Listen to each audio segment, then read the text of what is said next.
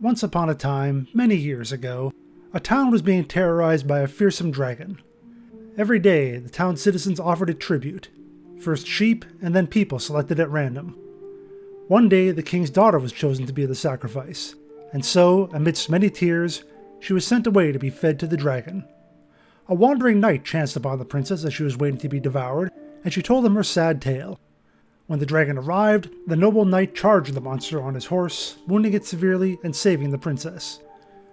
When he returned to town with the captured dragon in tow, the king and the townsfolk praised him and offered to convert to Christianity if he would kill it.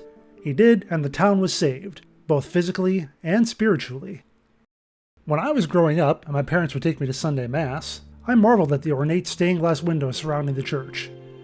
Being interested in fantasy even from a young age, I was especially fascinated by the window that depicted a man in armor with a dragon at his feet. That stood in harsh contrast to the other windows, which depicted your more typical holy men and women. So I asked my mom about it.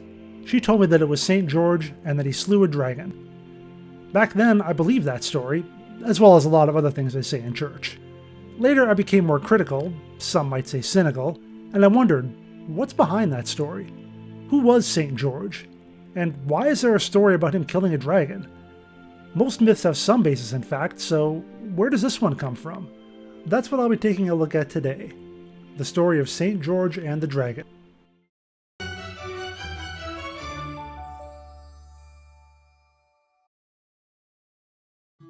Unlike dragons, saints were typically real, so who was St. George?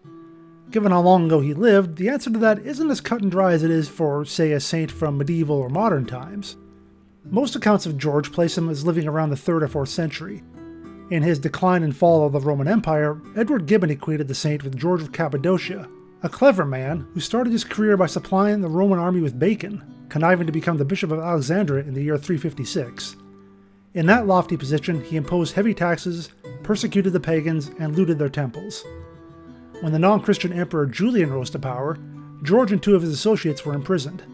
24 days later, the men were hauled out of prison by an angry mob who beat them to death, dragged them through the city via camel, and tossed the remains into the sea. Gibbon, who was no fan of Christianity, believed that this evil man was elevated to the status of martyr and then saint, thanks to his ruthless persecution of non-Christians. That's unlikely to be true, but there was another George from the same area that fits the bill better. This George was born to noble parents in Cappadocia, modern-day Turkey, in the late 3rd century, and became a soldier in the Roman army. This was around the time of Emperor Diocletian, who oversaw the most violent persecution of Christians in the empire in the early 4th century, shortly before the reign of the first Christian emperor, Constantine. George was one of those who was persecuted for his faith, and he was tortured and beheaded on April 23, 303 in the town of Lydda in modern-day Israel. The Church of St. George stands in the town and is said to contain his tomb. Many people converted to Christianity in the wake of his execution, including the Roman Empress herself, the wife of Diocletian.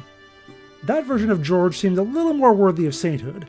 There are a few different details out there regarding his life, and nothing is known for certain, but the Christian tradition typically holds to him being a historical figure, a Roman soldier martyred around the year 300. But he didn't go immediately from semi-plausible Roman soldier to mythical dragon slayer. He had a few other legendary deeds to tend to first.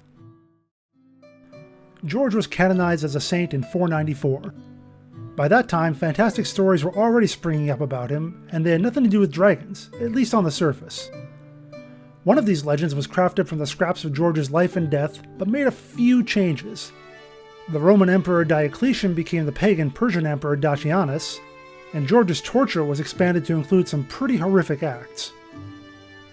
Then the angry emperor ordered that he should be suspended on the rack and scraped with metal claws so that his intestines came out. He then ordered him to be taken down and taken outside the city and stretched out with 4 windlasses, and the parts of his body which remained to be bloodied with clubs, and salt scattered into his wounds, and his stripes rubbed down with coarse goat hair cloths. And then he ordered iron military boots to be brought, and once they were put on, his bare foot began to press on the spikes, and the blood flowed from his feet like water from a spring. Despite all this, and much more, George apparently suffered no injury because he was strengthened by the grace of Christ. The emperor summoned magicians to try and break the spell of the Christian god, one of them named Athanasius, who was instead converted to Christianity and executed. The real Saint Athanasius was the Bishop of Alexandria before George of Cappadocia, and his fierce rival, showing that even at this early stage of the myth, the two Georges were already being conflated. The torture went on for 7 years, during which George found time to perform several miracles and even convert the Empress, mirroring the tale of the real George. He was executed 3 times and risen by Jesus each time. As they say, the 4th time's the charm, but before his final sentence could be carried out, George has to say a few words beforehand. Lord God Almighty, who sent down fire by the prophet Elijah and consumed the 2 captains, now, Lord Jesus Christ, let fire come down from the sky and consume the Emperor Dacianus and all the kings who are gathered together with him. And that's just what happened. So if you're ever an evil emperor who's planning to execute a holy man, maybe gag him first. Over the next few centuries, images of saints, or even Christ himself, dominating serpents became commonplace. If you've seen my video about dragons, you know that serpents were often equated with dragons, and both kinds of creatures with the devil. So, when the time came to develop a myth about a military saint slaying a dragon, the perfect candidate was obviously Saint Theodore. That saint was also a Roman soldier who was born in modern Turkey and was persecuted and martyred for his faith by Diocletian around the same time as George, and he was the original protagonist of the Christian dragon slayer myth.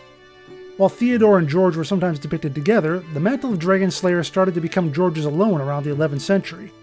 I couldn't find any explanation of why this happened, so if you want to know why St. Theodore got the works, I guess that's nobody's business but the Turks. The 11th century concluded with the First Crusade, in which the knights believed George, Theodore, and other military-minded saints accompanied them and helped them conquer the Holy Land. A red cross on a white background, the emblem of the Crusaders, became known as St. George's Cross. Later, George became the patron saint of England, and this design was adopted for the flag of England, though the exact progression isn't quite clear. In any case, it's still a part of the Union Jack today, as well as a major component in the flag of the appropriately named Georgia, another country that honors George as its patron saint. So, by the time of the First Crusade, we've got centuries of art depicting a saint, first Theodore then George, slaying a serpent-like beast.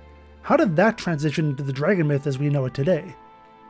In the 12th century, the Archbishop of Genoa, Jacobus de Voragine, compiled the Golden Legend, which chronicled the lives of several saints, among them our boy George. That's where the story I related at the top of this video comes from, and it's been retold and modified several times since. Most notably, the princess and even George's sword were given names by the English author Richard Johnson in 1596. In early depictions of St. George, the dragon is, well, not all that impressive, looking more like a large serpent than what we would today identify as a dragon. As time marched on and George's popularity spread from Eastern to Western Europe, the monster gained legs and wings, and took on the more familiar overall shape, though it was rarely very large. That's probably because the focus of the art was supposed to be on the saint rather than the creature, and back then you couldn't exactly scroll your mouse in or out to focus on one or the other. Art depicting a warrior on horseback trampling a human foe had been common for centuries, so that was also a likely influence. In the broadest sense, though, the story of St. George is one of Christianity persevering over evil, given physical form as a serpent or dragon. In fact, in the one myth I related, George said that the Persian Emperor Dacianus worshipped Draconum Inveratum, meaning Old Serpent, aka Satan. It's easy to draw parallels between the stories of St. George and St. Patrick, who supposedly drove all the snakes out of Ireland. There hadn't been snakes in Ireland for thousands of years before Patrick's time, so that myth is just an allegory for his converting the pagans of that country to Christianity. Unlike Patrick, who was a peaceful missionary who died of natural causes, George was a soldier and martyr, and myths about him draw on that background.